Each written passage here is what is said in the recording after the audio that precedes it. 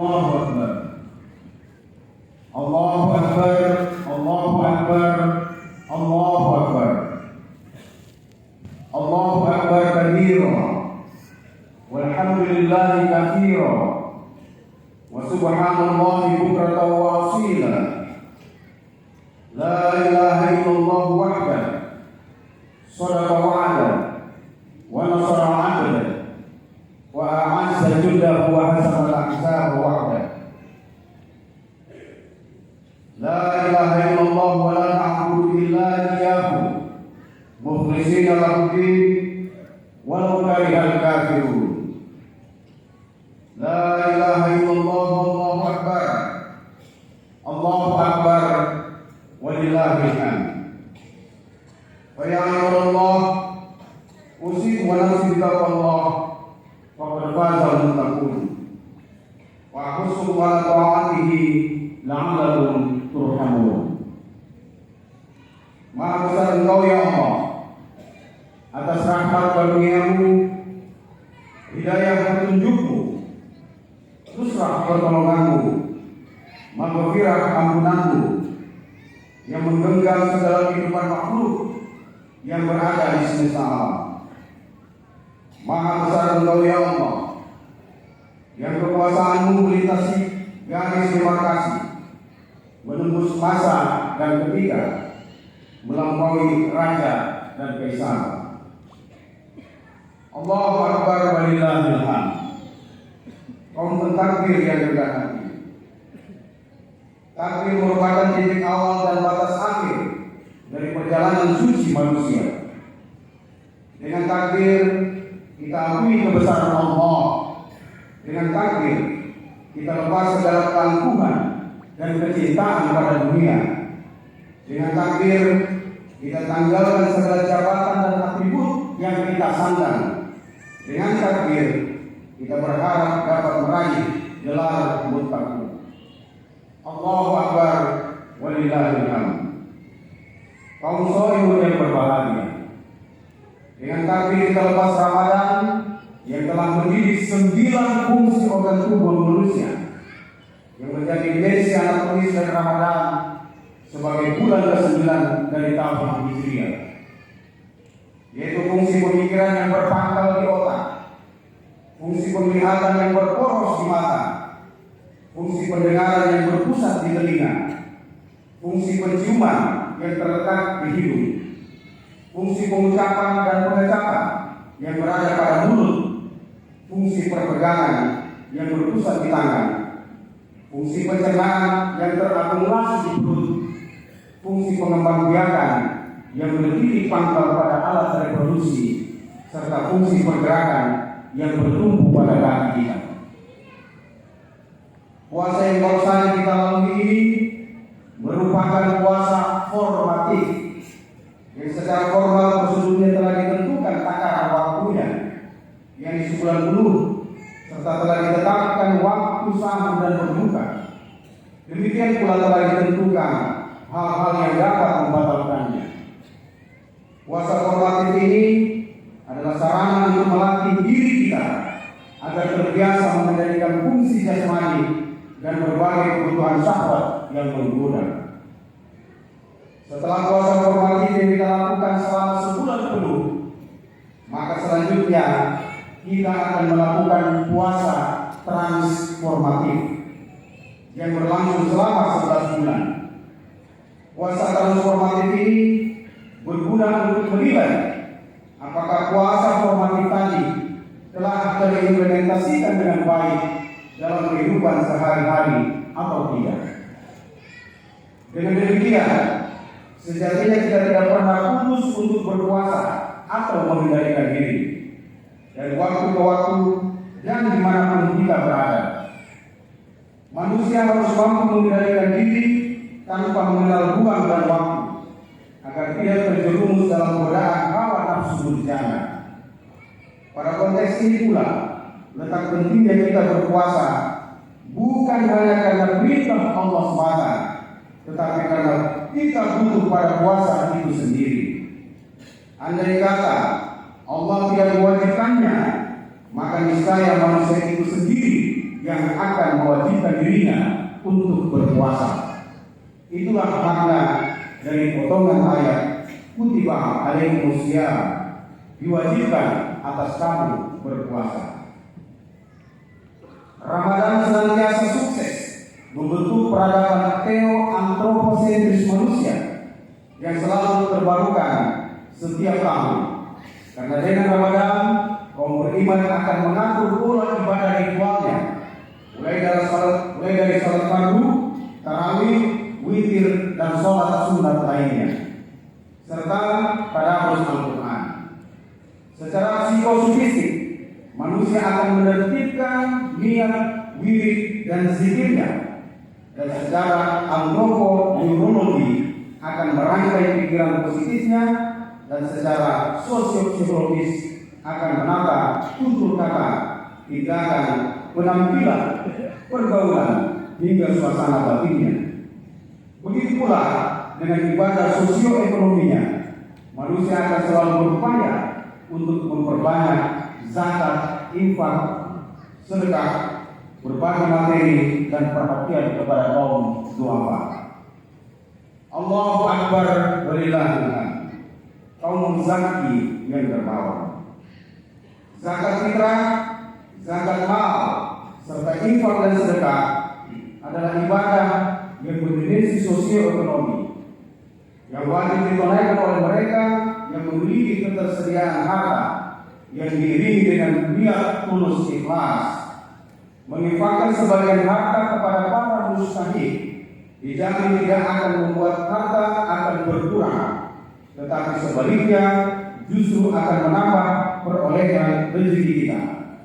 Di samping perolehan pahala yang berlipat ganda sebagai investasi kita di akhirat kelak. Hal ini disebutkan dalam Quran surat Al-Baqarah ayat 261. Matalul ladzina yunfiquna amwalahum fi sabilillah kamathali habbatin ambatat sab'a sanabila fi kulli sumbulatin mi'atun habbatin. Perumpamaan orang-orang yang menafkahkan harta mereka di jalan Allah, laksana menanam sebiji benih yang tumbuh menjadi 7 tangkai, dan setiap tangkainya tumbuh 100 biji. Terkhusus zakat fitrah sebagai instrumen untuk membersihkan jiwa kita wajib ditunaikan pada bulan Ramadan. Jangan sampai terlambat untuk ditunaikan dan didistribusikan kepada yang berhak menerimanya, utamanya kepada kaum fakir miskin, agar mereka dapat merayakan Idul Fitri dengan perasaan gembira dan berkecukupan seperti kaum muslimin pada umumnya. Bila zakat fitrah baru ditunaikan ketika khatib naik atas mimbar, maka zakat fitrah tersebut akan berubah statusnya menjadi sedekah biasa. Allahu Akbar walillahilhamd. Kaum fitrah yang mulia, ini kita memasuki Idul Fitri. Ini berarti kembali dan fitri agama yang lurus, kesucian dan asal kejadian. Jadi Idul Fitri berarti kembali pada agama yang lurus, karena Idul Fitri meneguhkan kembali komitmen kita untuk beribadah secara vertikal kepada Allah dan membina hubungan sosial secara horizontal kepada sesama manusia. Fitrah berarti pula kesucian dan asal kejadian. Asal mula kejadian manusia adalah suci, diciptakan oleh Allah yang Maha Suci, diniatkan oleh suami istri secara suci, mengalami proses genetika secara suci, dan dilahirkan dalam keadaan suci. Hal ini bermakna bahwa Idul Fitri hendak mengingatkan manusia untuk mensucikan kembali dirinya secara lahiriah dan batiniah.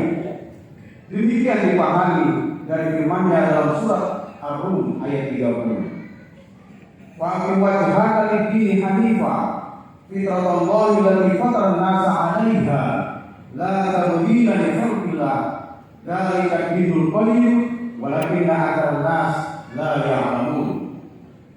Maka hadapkanlah wajahmu dengan lurus kepada agama Allah.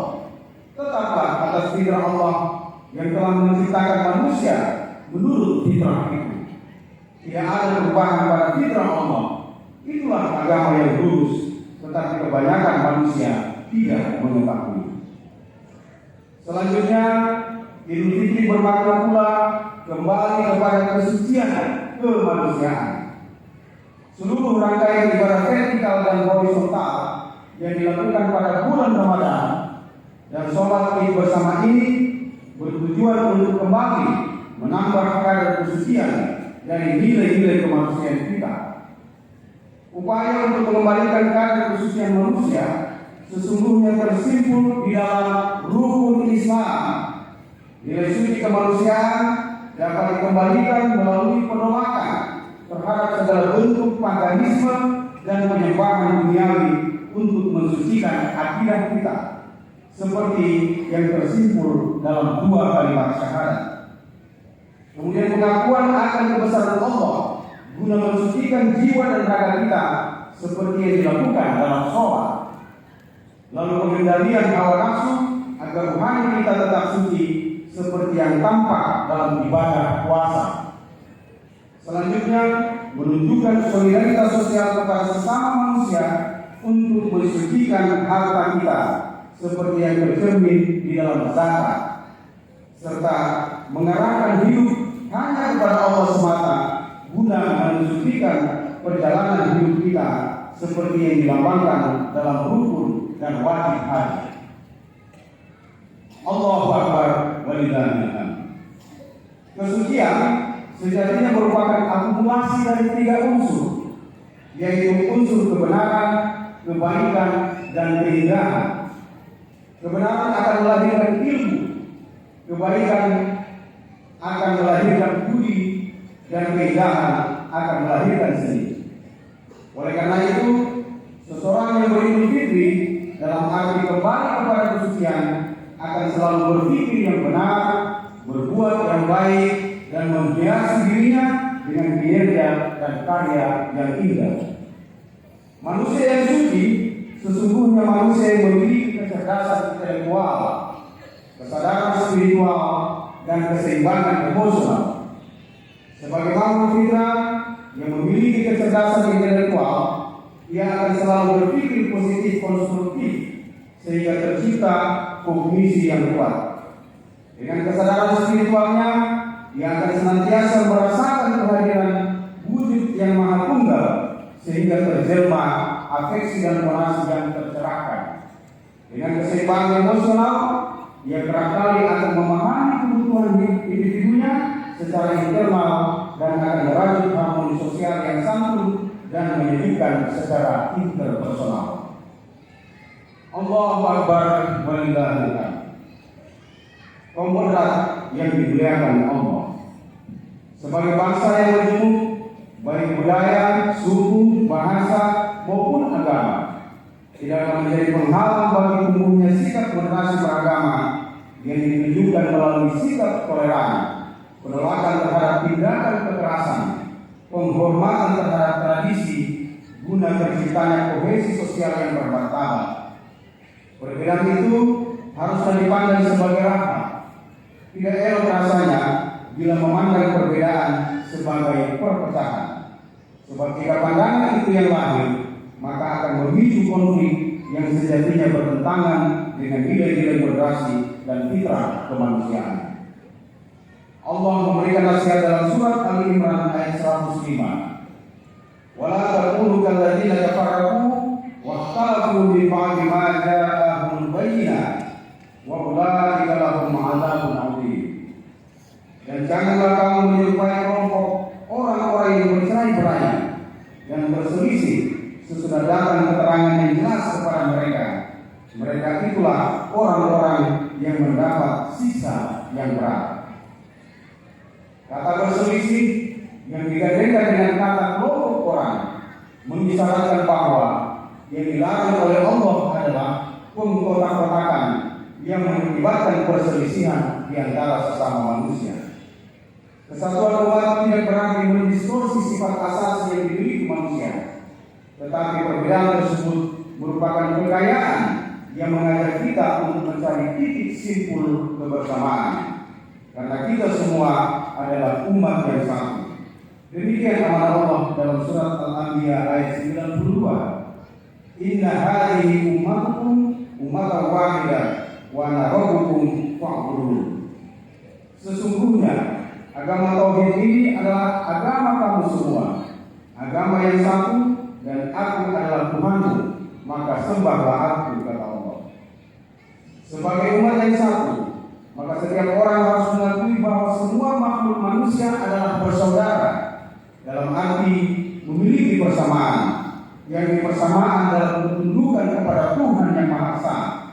Demikian pula pengakuan bahwa seluruh umat manusia bersaudara karena kita merupakan hasil pengembangbiakan dari sumber yang satu, yaitu Adam dan Hawa.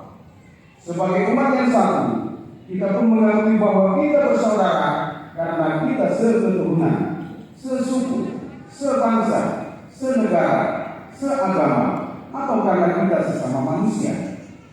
Meski kita umat yang satu, tentu saja ada perbedaan di antara kita dalam pandangan Allah Subhanahu wa Ta'ala. Perbedaan kita terletak pada kadar ketakwaan kita kepadanya, seperti cuplikan Al-Quran dalam surah Al-Hujurat ayat 13. Ya ayyuhan nas, inna khalaqnakum min dzakarin wa untha wa ja'alnakum syu'uban wa qabaila lita'arafu. Inna akramakum 'indallahi atqakum. Innallaha alimun khabir. Hai sekalian manusia, sesungguhnya kami menciptakan kamu dari seorang laki-laki dan seorang perempuan, dan menjadikan kamu berbangsa-bangsa dan bersuku-suku, supaya kamu saling kenal-mengenal. Sesungguhnya orang yang paling mulia di antara kamu di sisi Allah ialah orang yang paling bertakwa. Sesungguhnya Allah Maha mengetahui lagi Maha mengenal. Allahu Akbar walillahil hamd. Jamaah yang dimuliakan Allah.